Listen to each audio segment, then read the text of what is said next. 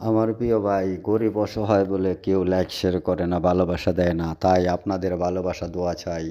আমরা গরিব বলে আমাদের ভিডিও কেউ কমেন্ট শেয়ার করে না, আমাদের কেউ ভালোবাসে না। হৃদয় এটা উজাড় করে ভালোবাসা দিব আপনাদের চরণতলে। সবাই ভালো থাকবেন, সবার জন্য শুভকামনা।